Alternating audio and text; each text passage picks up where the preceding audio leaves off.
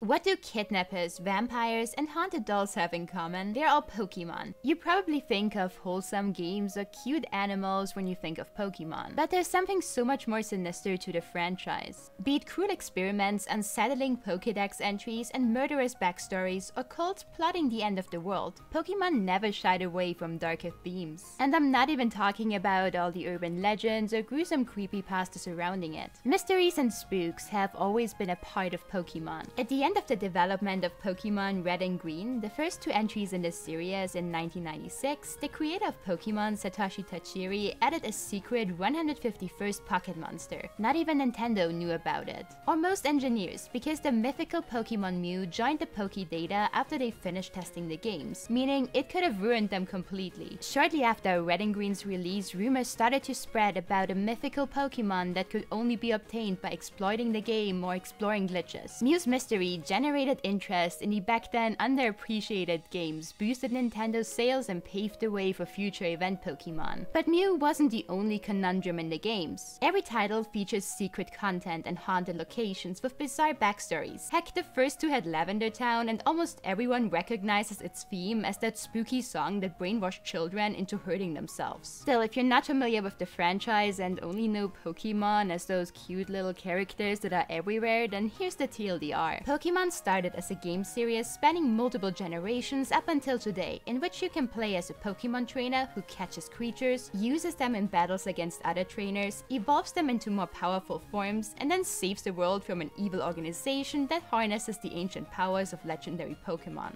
Oh, and you're also 10 years old. Very reasonable. After the game's inception, a trading card game, multiple merchandise lines, an anime series, and a manga spawned. All of them are still ongoing today and made Pokémon into one of the most valuable franchises in the world. You can't escape Pikachu, don't even try. Throughout all different media, unsettling canon stories persisted and spawned very disturbing fan theories. Since Pokémon lore is extensive and you can easily get lost in it, I decided to split this video up into multiple parts. But before we tackle the dark world of Pokémon, anime, and manga, I'd like to thank today's sponsor, Casetify. Casetify is the world's most popular tech accessory brand for a reason. Their cases provide ultimate military-grade protection for your phone from drops up to 21.3 feet. And also, the couch when creepy lore videos just get a bit too scary, or when you see Sprigatito's evolution. Moreover, the new bounce cases protect your phone even better, which is great for clumsy people like me. See, nothing happened, it survived. Also, they're really fun to squeeze. I've used Casetify for years now, and my favorite thing by far is their large selection of over 2,000 prints from amazing artists. I mean, just look at the cute cat bunnies. You can even personalize your cases or snag one of their many amazing collabs on their website, which makes them the perfect gift. Besides cases, Casetify also offers many other functional and stylish accessories, like this phone charm, and straps. Both of which I find super useful when being out and about and playing mobile games, because who wants to carry a bag everywhere? Also, Casetify's cases are made out of 65% recycled materials, so you're not hurting the planet when treating yourself or loved ones to some designs. But to not hurt your wallet either, head over to casetify.com/PlushiePath to get 15% off on your order today. Pokémon testing the limits of child-friendliness and TV restrictions got multiple episodes either edited or outright banned internationally. Most infamously, Electric Soldier Porygon, also known as the Seizure episode, featured a 4-second sequence of rapidly flashing red and blue alternating light that sent about 700 people in Japan to the hospital on December 16th of 1997. The scene of Pikachu using Thunderbolt to destroy a cyber missile mostly affected school-aged kids who suffered symptoms ranging from blurry vision, headaches, dizziness or nausea, to seizures, temporary blindness, and loss of consciousness. Most recovered during the ambulance ride, but 150 people stayed at the hospital for up to 2 weeks, and some experienced symptoms even 24 hours after the episode aired. Since the news continued broadcasting parts of the scene, approximately 12,000 children reported mild medical issues, which were partially chalked up to mass hysteria later. Although red and blue flashes were present early in the episode, the Paka Paka lighting technique used to create extremely bright strobe lights parts intensified Pikachu's attack and triggered photosensitive seizures, which can trigger an altered state of consciousness in susceptible individuals. After TV Tokyo apologized for the Pokemon shock incident and suspended the show for 4 months, multiple seizure-inducing scenes in prior episodes were changed for reruns and international releases. Thus, neither Who's That Pokemon nor the opening were ever the same again, and viewers were warned that Pokemon could make them faint. Electric Soldier Porygon, however, was banned internationally, and the dorky artificial Pokemon never had a major comeback in the show out of fear of reminding people of the incident. Contrary, The Legend of Dratini is still available in Japan, but banned in any other country due to its sheer amount of firearms. Throughout the episode, the warden of the Safari Zone, Kaiser, points his gun at the original crew and asks Ash if he wants to be shot. Kaiser eventually dual wields guns to shoot at Team Rocket, but don't worry, they get to hold the warden at gunpoint shortly after. Interestingly, the Squirtle Squad episode also had scenes where multiple people drew their guns at Ash, but it wasn't banned. Instead, only references to death got removed. So the Squirtles threatened to dye Misty's hair purple instead of executing her. Beauty and the Beach suffered a similar fate because of its adult content centering around the bikini contest. To enter, James wears inflatable boobs and pumps them up in front of Misty as he tells her that one day she might have a large chest too. The episode also shows Brock and Ash getting attracted to Bikini Misty, while an old man exclaims that he can't wait to have fun with her in a few years. I can see why it got banned, edited, and then banned again. However, removing those 2 episodes left plot holes, like the lore of Ash's 30 Tauruses, or how Misty and Brock met Gary. Consequently, some episodes with questionable content just got censored. Instead of asking to drink Misty's milk, the boy in the Kangaskhan kit questions if she's a Pokemon, while Meowth drinking milk from Milk Tank's others was simply cut from the dub. Why are there so many milk and chest references? Quite a few episodes get either edited or banned internationally due to cultural insensitivities. Especially early episodes featuring Jink's original design got banned after they aired in the US due to backlash. I mean, it's questionable at best. Though the unfortunate design is allegedly based on the Japanese street fashion Gyaru, which features tan skin, bleached hair, and a lot of makeup, only episodes with her updated look can be broadcasted. Yet Pokemon didn't learn, since Pushing the Fiery Envelope got banned because Ash dresses up as a Passimian and does blackface. Yeah, I don't know how this one got through either. Interestingly, many episodes of the first season got banned in South Korea because they contained references to Japanese culture, which didn't sit quite right with the vast anti-Japan movement. Arguably, 4Kids over-eagerly changing cultural references isn't as bad, but also not good either. Does anyone want any of Brock's kelp donuts? Some episodes were pulled off the air because they resembled real-life disasters, like an undersea place to call home featuring a shipwreck after the sinking of the MV Soul ferry. Others remained unaired out of respect, like the Team Rocket vs Team Plasma special, which should have aired around the 2011 earthquake and tsunami. It's kind of eerie that episodes like Shaking Island Battle were scheduled for broadcast shortly after a similar catastrophe hit. In the case of the episode, multiple massive earthquakes hit Japan a few days before it would have debuted seismic-inspired moves like Earthquake. Thus, the episode was banned and the moves were never used in the anime. Still, the weirdest reason to ban an episode must be the arresting conviction of its narrator for drug possession. Thus, the short Pikachu and Pichu is not featured on any Japanese releases. The uncut story of Mew is a 10-minute short prologue to the first Pokemon movie, Mewtwo Strikes Back, based on Dr. Fuji's journal entries about Giovanni's Pokemon cloning project. It was originally removed due to its mature themes centering around death and cloning ethics, but eventually made its way to limited DVD releases. Dr. Fuji reveals that he joined the Mew cloning endeavor to recreate his deceased daughter Amber, since he failed to clone her in his basement lab before and his wife left him because of his fruitless obsession. Despite being unconscious, the current clones Mewtwo and Ember 2 manage to communicate telepathically. She tells Mewtwo that she's still the real Ember and it doesn't matter if it's a Pokemon or a human. Mewtwo and Ember befriend other clone Pokemon as she shows them memories of her former life. Sadly, the Charmander, Squirtle, and Bulbasaur clones slowly fade away, and Ember disappears as she thanks Mewtwo for caring about her. Out of shock, Mewtwo briefly wakes up but gets sedated with a memory-wiping serum until the movie's events. The short is mostly based on the Japan-only radio drama The Birth of Mewtwo, in which Jessie's mom recorded Mew's cry in South America. Thus, she sets on an expedition for Team Rocket to catch it, but gets buried in an avalanche and is presumed dead. According to Giovanni, she still provides updates, but her whereabouts are unknown, so maybe Mew kidnapped her.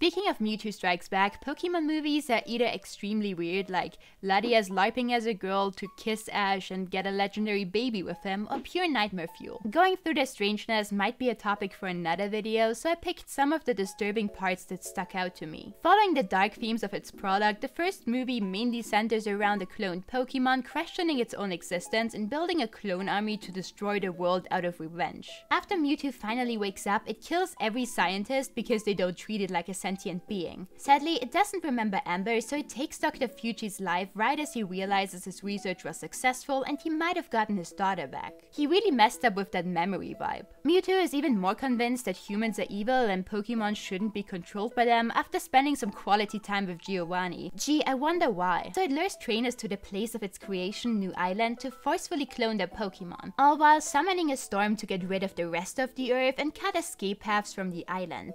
Because closed circle mysteries are scarier. Also, Mewtwo kidnaps Nurse Joy from a nearby Pokemon Center and brainwashes her into serving its plans and kidnapping the children. However, Mewtwo was wrong. The clones aren't superior. So when the originals fight their cloned counterparts, they are equally matched and close to killing each other. Pikachu protests by not beating its clone, leading to this infamously sad scene making a whole generation of kids cry. Still, the most disturbing part shows Ash turning into stone because he got between Mew and Mewtwo. Even though the Pokemon's tears revive Ash, the shock of a main character sacrificing themselves is brutal and fits in with the heavy themes of the movie. Like Mewtwo realizing that it doesn't matter why you were born but what you do with your life, or Meowth discussing with its clone that despite people's differences, they still have some things in common. Still, Mewtwo erasing everyone's memories at the end of the movie just adds to the creepiness. Also, the clones aren't living in peace like Mewtwo promised because Giovanni finds them in the 2019 movie and tries to capture them again. Meanwhile, the second movie, The Power of One, canonically shows that catching Pokemon is evil when an obsessed collector causes natural disasters as he captures the bird trio and chases his ultimate prize, Lugia. Generally, the plot questions if it's ethical to command sentient, powerful creatures, especially if the environment depends on them. Pokemon and their trainers come off as extremely scary because Ash, Lugia, and Team Rocket sacrifice their lives to evade the collector and calm the trio before it destroys the Orange Islands. However, its successor, Spell of the Unknown Entei, covers the disturbing unknown lore. Throughout the games and show, the latter Pokemon can distort reality and change it to the desires of whoever controls it, provided more than one of it gathers somewhere. Usually the odd powers are related to mythical events or Arceus, but in the movie, a young girl called Molly accidentally summons them with her toys. Since her dad vanished into the unknown dimension and is presumed to be dead, like her mom, the Unknown create Entei to be her new dad. Entei then kidnaps Ash's mom, Delia, and brainwashes her into believing Molly is her only child. It's like the Parent Trap but worse, and not what you'd normally expect from a Pokemon movie. Reality keeps changing as the group saves Delia, and the Unknown even alter Molly's body so she's old enough for Pokemon battles. But when Molly wants to stop the distortion, the Unknowns lose control, and their crystals, which progressively encase the whole town and seem to cause the alterations, attack everyone to keep Molly from leaving. Eerily enough, Entei is still convinced of its fake dad duties, so it brings the group to safety before it crystallizes and the Unknown disappear into their portal. Molly's dad actually returns, entailing the symbol Pokemon either kept them in their dimension so they could play a twisted game of Monkey Paw, or they realized their mistake and tried to fulfill one last wish of Molly's. No matter what, I really hope they got rid of the possessed leather toys. The mastermind of the Mirage Pokemon comes pretty close to the levels of eeriness that the first and third movie had. The mad scientist Dr. Young invents the Mirage system to replicate any Pokemon with any ability as a mindless yet dangerous hologram. Because of his cruel experiments, the Pokemon Institute expelled him. So he tries to create the ultimate Pokemon by using Oak, forcefully extracting Pikachu's memories and launching cyber attacks on every research lab and Pokemon Center. Finally, Young, who LARPs as the Mirage Master throughout his villain arc, spawns Mirage Mewtwo, but insists that it's better than the original because it can morph any part of its body into any other Pokemon. Why didn't he call it Mew3? Anyways, Mewtwo activates its weird body horror attacks during the climax battle. It almost torches Oak with its Arcanine head hand and grows numerous Pokemon hats. What is this, Elden Ring? A sentient Mirage Mew whose soul was absorbed into the system stops it, but dissolves into code after Oak instructs Ash to destroy Mewtwo. So not only are souls of Pokemon grind up into code, but Oak also forces Ash to sacrifice Mew. At least Ash is convinced that he'll see Mew again one day, which seems to be Pokemon's way of retconning deaths. But let's get back to Ash getting catfished by Latias. The main event of the movie Pokemon Heroes featured Latias' son, also Latias, defending the town of Altamara from a massive tidal wave, where it ultimately sacrifices itself to save the town. Can we have a movie for once where the legendary doesn't sacrifice itself? Its sister Latias' plotline is less sad since she disguises herself as a girl, falls in love with Ash, kisses him, and then has a baby Latios and Latias. And yes, I'm being completely serious, but please don't turn into more energy supply.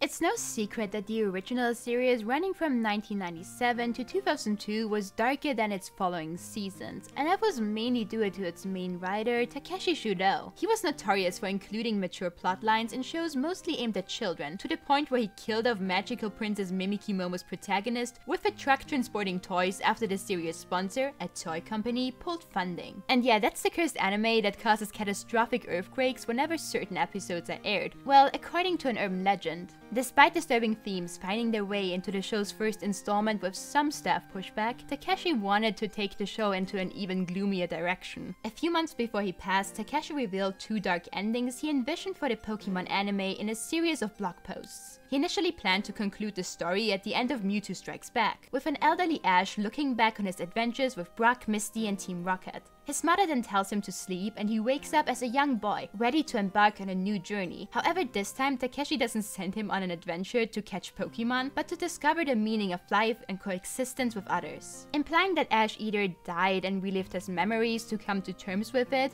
or that the events of Pokemon were just a dream. Neither is very comforting. Takeshi also worked on a final episode and almost turned it into a 4th movie. Pokemon would slowly realize that humans took advantage of them and stage a revolution against humanity, with Pikachu as their leader. As Pokemon fight their trainers, Team Rocket tries to mediate the conflict with Meowth, but ultimately fails. Takeshi came up with these endings partially because he was frustrated with the show continuing the same narrative into perpetuity. He wanted the show to grow with its audience, relate to substantial issues, and at least change the topics or characters of every generation. Thanks to the Polygon incident, the Pokemon Company didn't supervise his scripts for Mewtwo Strikes Back, and its success granted him more freedom for the other movies.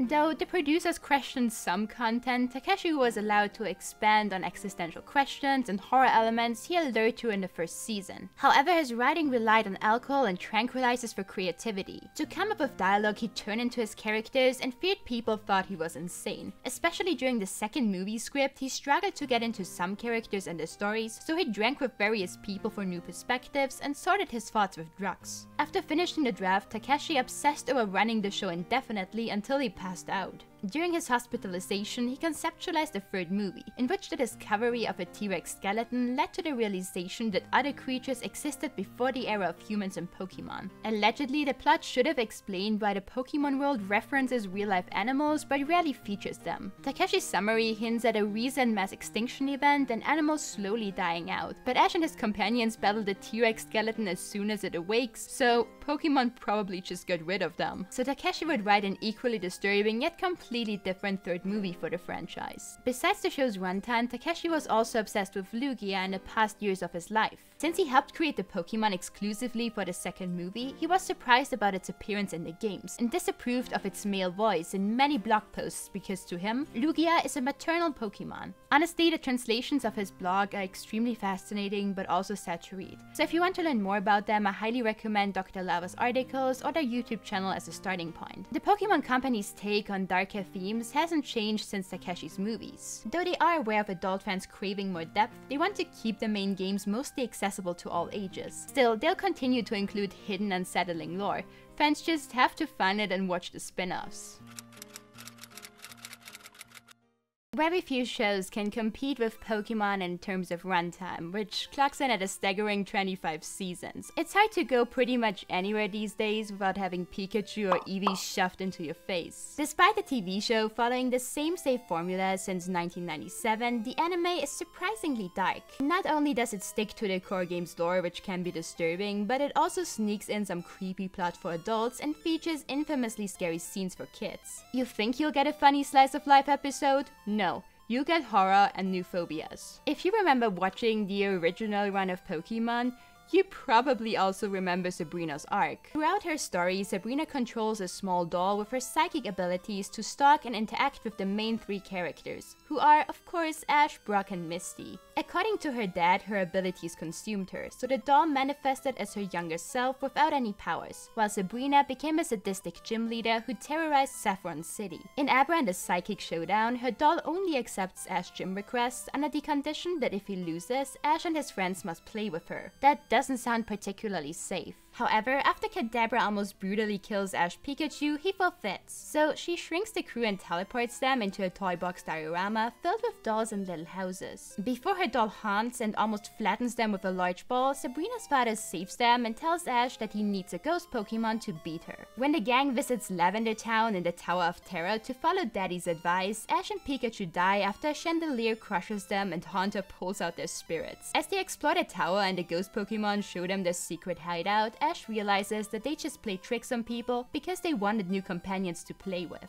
Still, Ash and Pikachu decline the offer to stay with them and play forever, get revived and leave, with Haunter joining the party voluntarily. During the Haunter vs Kadabra rematch, Sabrina turns Misty and Brock into dolls and teleports them into the dollhouse next to her mom, who's been a doll for quite some time. Sabrina seemingly forces anyone who loses against her in a match to join her doll collection. How did this not become a criminal case, Officer Jenny? Luckily, Haunter makes her laugh by letting a bomb explode so the dolls return to their human forms and Sabrina's doll disappears with one last creepy smile and leaves every kid with nightmares forever. Sabrina isn't the only questionable trainer. In the Stray Pokemon, the trainer Damien promises to return to his Charmander, but abandons it on a rock in the rain without any intention of keeping his word. Since extinguishing its flame means certain death for Charmander, the main trio of course rushes to rescue it and plead with Nurse Joy to treat it, who looks like she wants to punch Damien. As we all know, Charmander recovers and joins Ash's team, but it's scary that the show acknowledges that some trainers mistreat their Pokemon just because they're weak and want to abandon them. Even Ash himself is guilty of weird decisions. Ash tries to power up Pikachu in unconventional and harmful ways by hooking it up to an abandoned power plant so he can beat Brock's rock-type team in episode 5. Maybe he should have just considered catching a water type, hello, that's the obvious solution. Or I don't know, accepted Misty's help because she offered. That being said, the human characters aren't the only ones getting up to no good. James and Brock fall in love with a mysterious female spirit in the Ghost of Maiden's Peak while visiting a festival. According to a local legend, the girl waited for her lover to return from war 2,000 years ago, but as time passed, she turned into a stone statue. Although an old lady warns Brock and James that a young girl will lead them to a cruel fate, they pursue the ghost and disappear until the next day. When the ghost returns, Ash identifies her as a Ghastly with his Pokédex and Misty tries to exorcise it with a cross and garlic. The crew also realizes that Ghastly imitated the old lady who scammed them with protection talismans and false prophecies. At the end of the festival, the actual ghost emerges from a statue and thanks Ghastly for keeping her story alive. So human ghosts are canon and Brock is still thirsty. Another time Brock was duped was during the Johto League episode Just Waiting for a Friend, which features an abandoned Ninetales who created a pretty girl named Lococo with its psychic powers to trick Brock into becoming its new trainer. Since Brock resembles its former master, Ninetales injures him and uses Lococo to lure the group into its mansion. To keep Brock forever, Ninetales flirts and even agrees to marry him as Lococo. That's a bit creepy. But Misty and Ash soon notice that she has no reflection in the mirrors and Brock is most likely under a spell because he doesn't seem to notice that Lococo is completely feral when hugging her. The two then find Ninetales' original trainer's diary, which reveals that he set off on a journey 200 years ago and promised to return but never did. Thus, everyone working at the mansion gradually left Ninetales until it was all alone. After Brock finally realizes that Lococo is an illusion, she explains that Ninetales knew its owner had passed but couldn't escape the mansion because it was bound to the Pokeball. Thankfully, the ball shatters during a Team Rocket battle, Ninetales sets off to travel the world, and Lococo appears one last time to thank the main three before disappearing. Even though Mystery at the Lighthouse is not as disturbing, it's a classic but eerie monster tale. The crew visits a seemingly haunted lighthouse to find researcher Bill and his obsession with a gigantic Dragonite. Similar to Nessie and Godzilla, the mutant Dragonite is an ancient creature living in unknown waters, the last of its kind, and mesmerizes people with its mysterious calls. Sadly, Team Rocket's attempt to capture Dragonite causes it to go on a rampage and almost annihilate everyone. Perhaps the shadiest episode of the Indigo League though, is Hypno's nap time. To combat insomnia, the Pokemon Lovers Club uses Hypno instead of sleeping pills. However, its hypnosis affects humans and Pokemon differently, so Hypno drains Pokemon to the point where they all fall asleep and can't wake up, while sensitive children fall into a trance, believe they are Pokemon, and go missing. Misty gets voluntarily hypnotized, starts acting like a seal, and runs off to the park where the other lost children are hidden, which heavily implies that Hypno kidnapped them all. According to the Pokédex, Hypno abducts people if it likes their dreams and has kidnapped at least one hypnotized child. Its track record with children in the show is shady at best, because it erases Lily's memories in the Sun and Moon episode Mission Total Recall when she remembers things she shouldn't.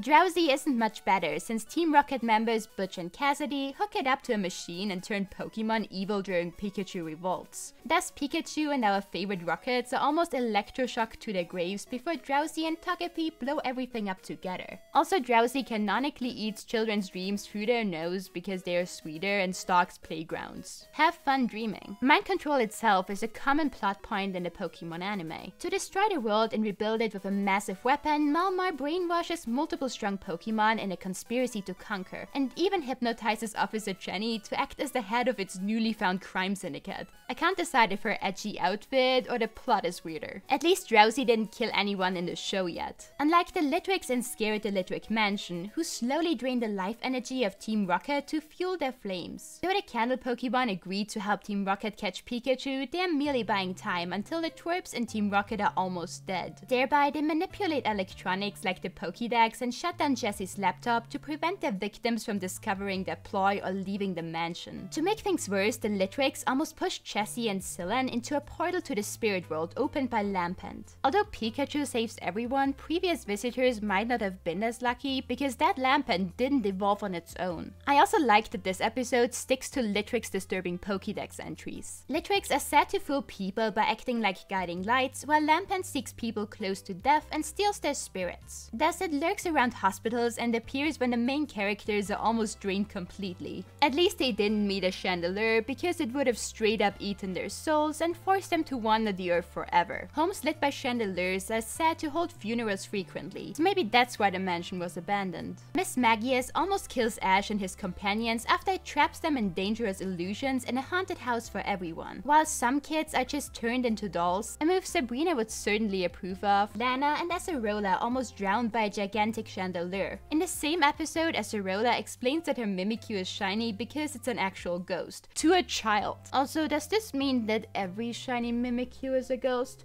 Don't become shiny. No. No death. The Lake Trio always creep me out a bit because they drive people away from their lairs by taking away their emotions, willpowers, or memories. Though mercy isn't their strong suit, they sink Hunter Jay's ship and drown her with the crew after she catches them in the Needs of 3. The scene is pretty graphic for Pokemon standards since her crew scrambles to regain control before the windows break and the ship explodes underwater, and only Jay's glasses return to the surface. Even when a Pokemon isn't out for blood, losing control over your companion can end badly, as shown in the Aura Storm. During its first Mega Evolution, Corinna's Lucario stops listening to her, only chases blood, spins Pikachu around by its tail, and beats it to the brink of death. If Corinna's grandfather hadn't interfered, Lucario would have annihilated Ash when he shielded Pikachu. Lucario continues to lose control in the following episodes until Corinna's voice finally gets through while it gnaws on her arm in a rage fit. Corrupted monsters or not, Pokemon battles are genuinely scary. It's just multiple OP creatures beating each other up with magic, and there's no telling when or if a trainer is back on the menu. Pokemon aren't the only homicidal creatures in the show. The ghost of a girl attempts to kill multiple children during a challenging Ghoul Days by luring them into traps, like enticing Conway to follow her off a cliff. Thankfully, a Dusknoir chases after her and prevents the worst. Still, Ash and his friends are almost pushed into the afterlife. Though Dusknoir should take spirits to where they belong, it sometimes carries the wrong person to another dimension and is known to leave children in the afterlife. So no wonder the kids were scared of it and blamed their almost demise on the ghost Pokemon. However, its pre-evolution, Dusclops, is even creepier since its body is like a black hole, so nothing it swallows can escape. Those who peek through its bandages are sucked in and have their spirits stolen. It doesn't help that Dusclops can control people, so it can literally make you crawl into its body. Yet another ghost takes over Ash's body in battling the enemy within. When the ancient city of Pokelantis was destroyed by Ho-Oh as retaliation for controlling it, its king's soul was sealed away in a tomb until Ash sets him free. That's why you shouldn't touch anything strange in graveyards, since the king uses dirty tricks in a duel with the Battle Pyramid's champion Brandon, like shielding Pikachu with humans or burying Pokemon alive. Ash orders his electric mouse to electrocute him so Brandon can banish the king into a Pokeball-like orb. And yeah, the episode is basically a Yu-Gi-Oh! Speedrun. Magic in the Poke universe sometimes leads to rather strange phenomena, especially when legendaries are involved. Due to Palkia's and Dialga's fight, Ash, Go, and Dawn meet multiverse versions of themselves and get trapped in a dimension where time flows backward. Since they turn into toddlers and their Pokemon de-evolve, they are helpless and resort to praying for Arceus, the god of Pokemon, to restore everything to normal. In the end, Arceus appears and does what it's supposed to do, but why the hell didn't it come earlier? Aside from pocket monsters creating portals, the Cave of Mirrors shows that some locations in the Pokeworld can lead to other dimensions. In this specific episode, Ash almost gets stranded in a mirror dimension and falls into limbo when returning, so be careful when you go on exploring in Scarlet and Violet. The miniseries Pokemon Generations focus on moments of the core games and 18 short episodes, and it doesn't hold back on graphic depiction, dark tones, or attractive characters. I mean, look at her butt animation. Still, Archie's and his crew's implied death in the cavern is one of the most shocking moments in the series. After awakening Primal Kyogre, Archie tries to regain control over the legendary because it sinks the world instead of creating Team Aqua's utopia. Yet Kyogre attacks the ship and the episode ends with Shelly and Archie screaming as they are about to get swallowed. By the way, many of the episodes end in screams. Similarly unsettling, the scariest Giratina animation known to man drags Cyrus into the distortion world. When Team Galactic contacts Cyrus during the New World, he tells them to not look for him. But it's clear that Cyrus remains in the Shadow Realm to create his perfect world without emotions or free will. In the main series, Team Galactic at least tries to find him, and his fate remains unknown. Even ghosts are scarier in Generations. In the game, we learn very little about the old Chateau's lore. But when Chansey and Cheryl visit for the night, the butler serves them a delicious feast of thin air before melting into the floor and morphing into a gigantic evil haunter who chases and swallows the duo. As they wake up, they are attacked by another nightmarish ghoul and scream for their lives. Still, the scariest part is Chansey's animation. Why did they do that? The Axis' contortions during the scoop almost contest Giratina or the Ghost Girl and look like something out of Neon Jellyfish Evangelion, especially after Mega Rayquaza tears a hole into its body. Also, it's pretty grim that a child pilots the legendary while the head of the Moss Deep Space Center deems the general public as not ready to know about space Pokemon yet. Aliens aside, the investigation delivers Pokemon mistreatment and unethical experiments in one little perfect disturbing package. Since the Earth and Emma didn't want to burden Detective Luca, she took a part-time job at Lysander's cafe but became part of 06 experiments instead. However, she didn't want to steal Pokemon, so he remote controlled her suit and turned her into the master thief Essentia. Thus, Emma kicks Esper in the face when she's cornered by Looker, and wakes up disoriented and without any memories after Esper breaks her mind-controlling helmet. Esper truly is the best, and if you don't agree, I will fight you. Despite not many fans knowing about them, Pokemon Manga explored a messed up side of the franchise. From the first games, Pokemon spawned multiple mangas to expand on the lore, dark themes, and characters. Pokemon Adventures, or Pokesp as fans like to call it, is the longest running and widely known Pokemon manga, infamous for its dark storytelling and gory depictions. So much so that Takeshi Shudo stated it resembled his vision for the Pokemon world the most. The manga generally follows the game's storyline more closely, calls the Pokemon trainers Pokédex holders, and switches protagonists for every generation. Also, for some reason, the gym leaders and the Elite Four are frequently evil in the manga. And in contrast to the anime, it's not afraid to show the consequences or dangers of its world, like Pokemon and trainers dying during fights. Though honestly, the manga often comes off like a complete fever dream. I'll merely scratch the surface of all the weirdness going on in Pokespace, so if you want more context, please check out the original manga or Mother's Basement's video on it. The main protagonist in the first part of the manga itself is Red, and most of the main characters in this series are named after the games. When Red enters Lavender Town's tower, the poison gym leader Koga uses his ghastly to reanimate the corpses of various buried Pokemon and to control Blue with its fog. Initially, Red thinks they are ghosts because Dr. Fuji told him the town attracts the souls of deceased Pokemon. But as a decomposing Psyduck, Slowpoke, and a Lickitung attack him, he notices they are zombies, defeats the Ghastly, and snaps Blue out of his malicious trance. Both confront Koga, so he chases them with Arbok's acid, but melts a zombie Psyduck instead before Blue's Charmeleon slices Arbok in half. Everyone, including Blue, thinks he decapitated the Pokemon until Koga reveals Arbok's special regeneration power several chapters down the line. Generally, Pokespeed retcons deaths to soften a blow and probably to keep the all ages label, just like the anime always brings Ash back when he dies. That being said, primarily important characters only get this treatment, so if you're not important to the story, I'm sorry, but you'll stay buried. Similarly, Red's strategy to wet rock types first and then shock them with Pikachu shattered Brock's Onix right before his eyes and almost led to its death. A few chapters earlier, Red tested his plan and destroyed a Graveler of another trainer who, just like Brock, Onix, and the readers, was traumatized by the results. Events like Poliwhirl getting stabbed through its belly center by a Pharaoh's beak are common gory side effects of battles in every arc.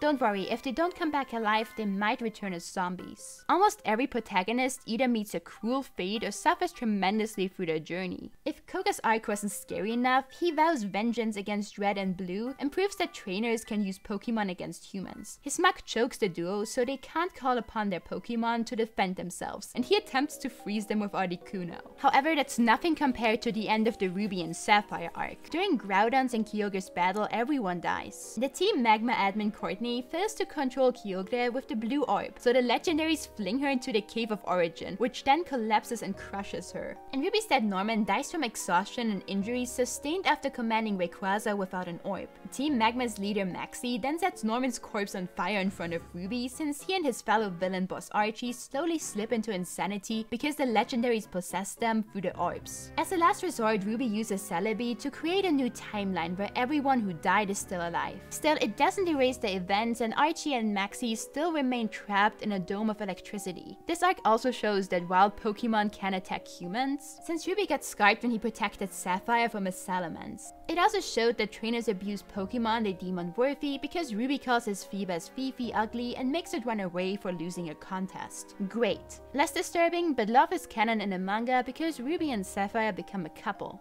Even certain areas have it out for trainers. The Safari Zone is usually a cool area with rare Pokemon in the games that doesn't allow the trainer to bring their own team into it, which makes it so much deadlier in Pokespee. Red is attacked by a Nidoking that destroys one Pidgeybot, a robotic Pidgey Safari Zone guide, and marks the other with acid. As the remaining Pidgeybots warn him that the zone will get more dangerous, a horde of Victory Bells capture Red. They plan to dissolve him in acid and feed his juice, along with that of unfortunate Pokemon and other humans to Weeping Bells so they can evolve.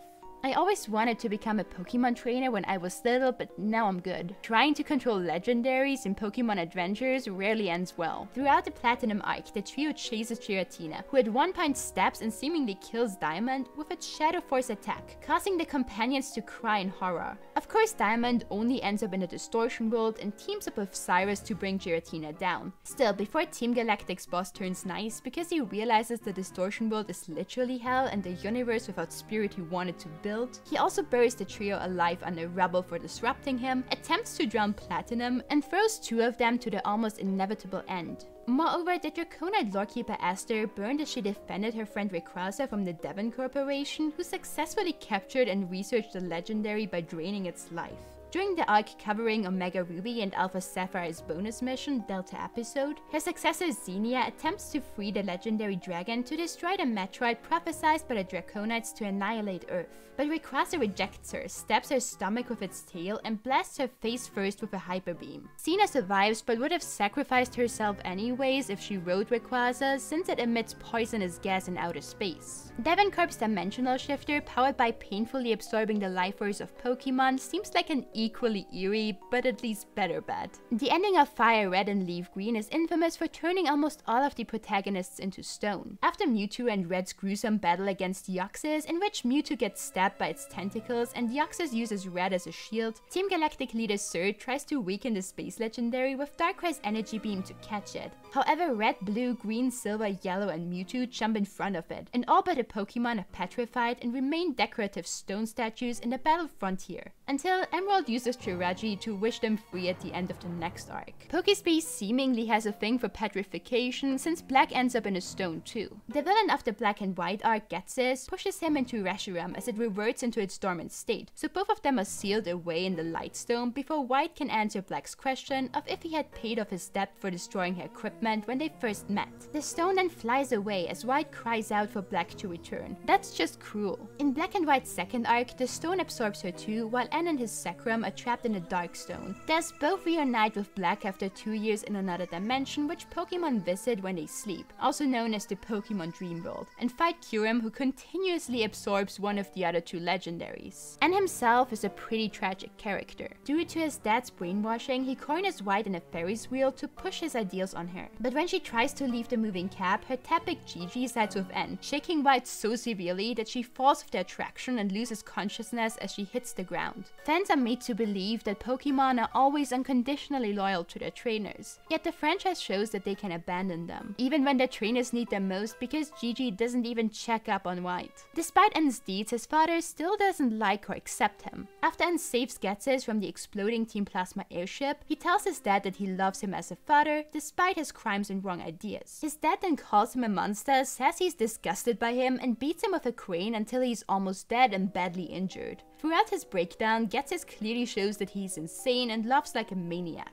Also, the ship fittingly crashes into Anne's abandoned castle and almost kills multiple liberated, or in other words stolen, Pokemon. Adults mistreating kids or messing with their minds is standard in Pokespeed. The Johto Ice Gym Leader Prize used Ho-Oh to kidnap children with great potential as the Masked Man and brainwash them into believing he's their family to form a questionable crime syndicate. Why did they have an old man kidnap a bunch of 5-year-olds, and why did he force them to wear masks all the time? Although Silver and Green managed to escape, he imprisoned and impacted them for most of their childhood. So both turn into thieves, run scams, and betray their fellow protagonists. Green especially just wants to catch Mew so she can sell it for a bunch of money. When Silver and Gold battle the Masked Man at the Lake of Rage, he sends them to the bottom of the lake and freezes it, which would have bbeen fatal if Entei hadn't saved them. However, Price's grand objective was to capture Celebi and travel back in time to unite his Lapras with its parents, who died in an avalanche when he was a young trainer. Though he succeeds, Price willingly falls into the cracks of time because Celebi changed his heart by playing a song from his childhood. Even Professor Oak terrorizes Green during a final league match as a punishment for stealing her Squirtle from him. He knows she had an intense fear of large bird Pokemon from when she was little, so he lets his Sparrow fly close to Green to scare her. Funny how I can see that he's related to Blue and Gary now. At least he forgives and grants Green a Pokédex after destroying her with his team and muscles. Seriously, he doesn't need his Pokemon to beat up Team Rocket. Sabrina also forces Green to relive her most painful memories by turning her fears into illusions during the battle in the Silphco building. Green only manages to win by hiding 2 Pokeballs in her dress and goading Sabrina into slashing her chest open. Needless to say, that panel got removed in the English version. Generally, the manga features many young characters in very adult contexts, and not all of them got censored. Sabrina is also depicted as even more sinister since she's one of Team Rocket's heads and uses her Mr. Mime to create invisible walls that hold whole buildings and towns hostage. Proving also that everyone who thinks Mr. Mime is creepy is totally correct. Silva, on the other hand, finds out that Giovanni is his dad before he gets turned into stone, which renders Team Rocket almost drowning him and Gold in a collapsed cave even more unsettling. During the Heart Gold and Soul Silver arc, Team Rocket executives force Arceus to birth a new creation trio to bring back the MIA boss by using the plates Silver collected. One of the execs, Patrol, takes Silver hostage due to his relation to Giovanni by blinding him and paralyzing his throat so he can't scream with his Golbat. Silver realizes that he'll always be associated with evil and jumps into Arceus' creation process to sacrifice himself.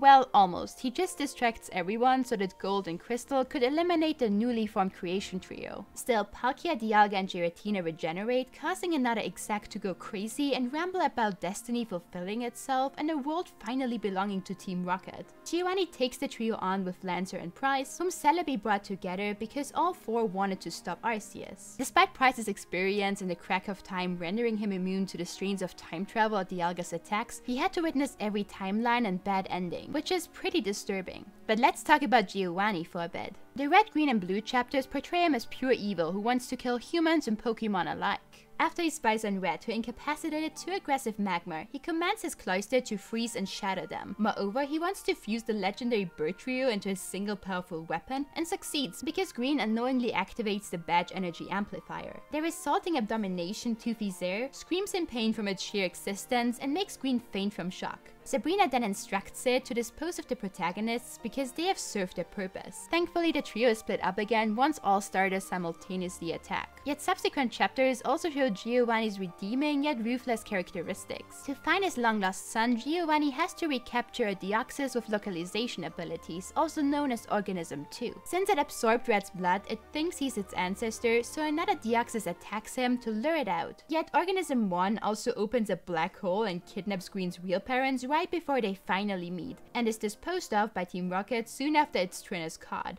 Giovanni also leaves multiple Pokédex holders at the mercy of Organism 2's duplicates on the trainer tower after he traps Mewtwo, so they can't stop his reunion with Silver. Following his defeat against Red during Fire Red and Leaf Green, he collapses due to his unnamed illness, gets rejected by his son, and the Team Rocket airship almost crashes into Vermilion City because one of Team Rocket's members lost his shit again. Deoxys teleports Silver and Giovanni to the burning shipwreck, so Giovanni holds Silver up to protect them, tells him that he's proud, and faints before they are rescued. Although Silver wishes he'd left him in the flames, he still breaks down over his unconscious body and isn't sure if his dad will make it. Since his disease is worsening, Giovanni looks for Celebi to find a cure and gets wholly healed after he saves the world from Arceus' Doomday. Still, he wants to revive Team Rocket and even asks Gold and Silver to join him. Celebi helps the bad guys suspiciously often. Also, why didn't he just wish to undo Silver's kidnapping? Giovanni aside, Team Rocket is also more dangerous in Pokemon Adventures. They constantly attempt to murder characters, hurt their loved ones, or kidnap people to reach their goals. Most of the efforts focus on atrocious Pokemon experience, often involving torture or granting them new abilities. During a fight with Misty and Red, Team Rocket triggers their Reinhorn's evolution with an injection, while they use a special Taurus that can control other Pokemon against Green, and kidnap Misty's Gyarados to enrage it and then force it to hurt her. Red's EVV escaped Team Rocket and could change into the original 3 evolutions, but was injured due to their research. Still, Mewtwo's creation is one of their darkest deeds, since Blaine needed more samples from Mew but couldn't get them, and resorted to giving some of his cells to complete its body and end its weird goo stage. However, he also obtained genetic material from Mewtwo in the process, which linked them together, so he can track and command Mewtwo, but its cells slowly take over his body and melt his skin off. When Blaine saves Red from Mewtwo's attacks, he apologizes for its behavior and explains that it was born from cruelty. He then follows Red's suggestion to atone by showing it compassion and teams up with it. That's when Entei burns Mewtwo's cells with its flames of life. The two remain connected. The resulting scars hurt when Mewtwo is close, and Blaine still receives any damage Mewtwo takes. The villain of the X and Y arc, Lysander, uses the latter by targeting Blaine instead of Mewtwo, but they still defeat him and crush his spine. I wouldn't expect anything else from the Turtle Man. Besides Team Rocket, other villainous teams and their bosses are also more brutal in the manga. For example, Team Aqua kidnaps Sapphire and the gym leader to drown them in a flooded cable car. Surge rescues Archie and Maxie and makes them battle for one armored suit that can slow the decay of their bodies from Kyogre's and Groudon's possession down. Archie wins, effectively killing Maxie, and becomes Gil Hideout, the antagonist of the Emerald chapter. He captures Jirachi and wishes for his sea demon to flood the whole earth and drown everyone, just like in Ruby and Sapphire. So of course his old buddy Kyogre shows up. He really learned nothing. To stall the Pokédex holders, he mind controls a girl, forces her to fight them, and uses her as leverage. However, he loses control over his Pokemon after Emerald soothed them, because he stomped on their heads and called them worthless. So his suit gets smashed and all the time delay catches up with him as he disintegrates in the water. Even Jirachi had enough of his wish and started to fulfill Emerald's halfway through the fight. Archie and Maxie return to the world of the living in Omega Ruby and Alpha Sapphire to protect the world. According to them, the spirits melded together after the deaths until someone called out to them and opened a portal. Combining the attacks of Primal Kyogre, Groudon, and Rayquaza shatters the meteor, but Archie and Maxie sacrifice their bodies. Team Galactic is all sorts of messed up too, due to Surge's action and Cyrus brainwashing all of his grunts into one emotionless hive mind. Meanwhile, Team Plasma freezes 80% of Unoa with Kyurem and turns people into lifeless snowmen. According to Colress, Kyurem's freezing ability doesn't kill them instantly, but sends their minds into a hibernation state.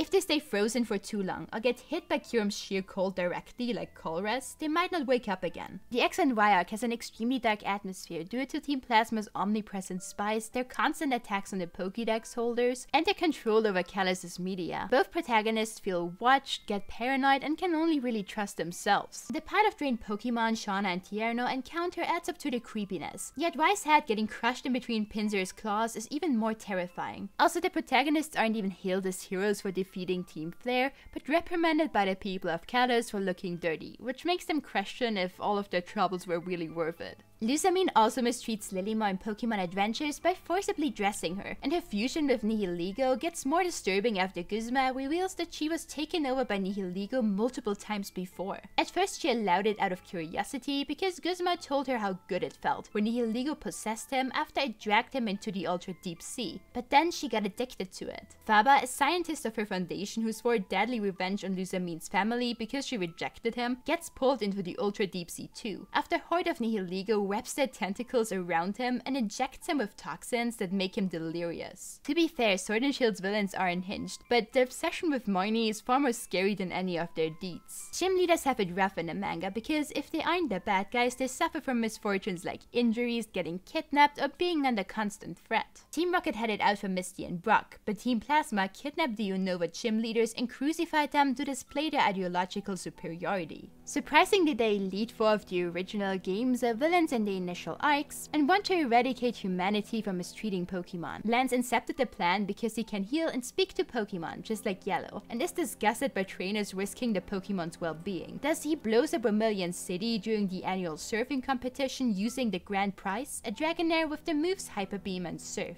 All the innocent trainers and Pokemon he killed never return. His co-conspirators aren't any better since Agatha wipes Bruno's memories and forces him to become an Elite Four member via mind control. She also used to be Oak's rival, but because she despised him after he invented the Pokédex and did his own research, she drained his grandson's life energy with her ghost Pokemon, temporarily blinded him, and tried to brainwash him. Conflict resolution isn't her strength. Yet she recruited Lorelei, who makes ice voodoo dolls of her opponents to freeze them alive. She turns Red into an ice statue at the beginning of Yellow's chapter after the other Elite Four members beat him to a pulp. Since he's been missing for months without his Pika, Green sends Yellow on a mission to find him and bugs her head with a tracking device and microphone. However, during Yellow's quest, Lorelei uses her signature move of burying people alive under ice on Bill and Yellow and even freezes a lake to drown them. Agatha also turns another trainer into a Red lookalike who cuts Yellow's ribs with a parasect spore-laced boomerang to stop her from finding him. It's gory, but even worse once you realize that the spores are parasites that eat the host's brain so they can take over their bodies. Meanwhile, Giovanni randomly finds Red and defaws him so he can join Team Rocket, Blaine, and the Pokédex holders in their battle against the Elite Four. Yeah, the Elite Four are so evil and powerful that all the fractions have to team up to beat them. Green's hand seemingly gets cut off due to Lorelei cuffing her to Sabrina, but it was just her Ditto filling in for it, so Green could move freely during the battle and steal the voodoo dolls. Yet Lorelei's ice powers left permanent frostbite injuries on Sabrina's hand and Red's whole body. It's scary that the status effects from games can be used by trainers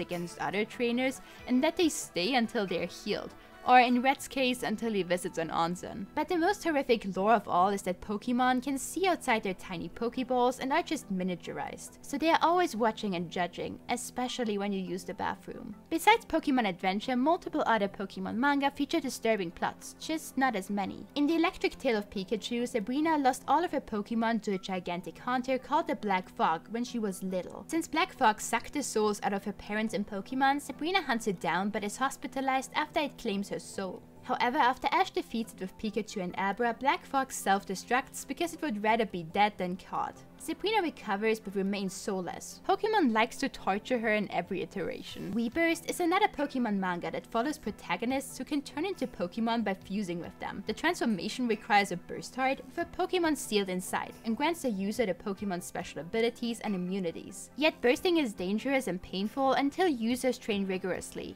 As the Pokemon manga tradition dictates, the protagonist's dad turned into stone because he had the ability to morph into any Pokemon, and of course many people follow his lead. The official first Pokemon manga, Pokemon Pocket Monsters, was a parody following an incapable rat and his extremely rude Clefairy who can speak like any other Pokemon in this incarnation. I think it's cool that the first manga features Clefairy as a partner, since it was supposed to be the original mascot before Pikachu replaced it. Although it's fun to read it, the manga includes extremely crude rumor and indecent scenes. Like the first chapter jokes about Red using his natural Pokeballs and shows Green's Charmander reaching in his pants to run off with them. To no one's surprise, this never left Japan. But why the Pokemon Company approved it in the first place is still a mystery. Junji Ito is famous for his unsettling and extremely well-written horror manga, so naturally everyone was stoked about his collaboration with Pokemon for Kowa Poke or Scary Poke in 2014. The resulting two illustrations were well received and stuck to Gengar's and Banette's lore, but also spawned a rumor that he's working on a full-fledged dark Pokemon manga. Sadly, nothing ever came out of it, but I'd like to think that Sabrina would be the main character and investigate ghost types.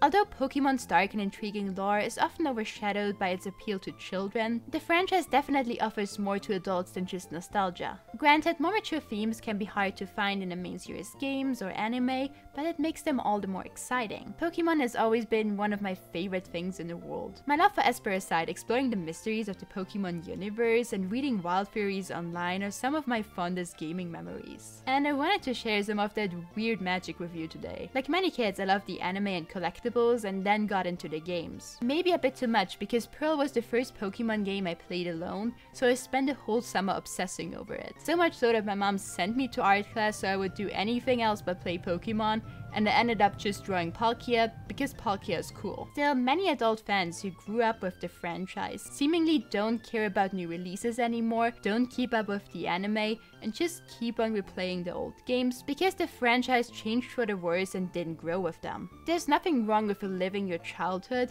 but it's sad that the newer entries to the series, like Scarlet and Violet, actively disappoint the longest running fans with bad graphics, cradling the player, no attention to detail, and so many useless features and cutscenes that are just there to artificially prolong the game. Although some of the anime's later episodes, like the one with Litten losing its old friend Stoutland, tell more impactful stories, and spoiler alert, Scarlet and Violet touches upon sick Pokemon, new games generally miss the charm of old ones. And I genuinely hope they'll add it back someday, maybe around the same time they stop releasing half-baked games. Thank you so much for watching though, I hope you liked the video, and don't forget to subscribe if you want to hug an Eevee or an Esper.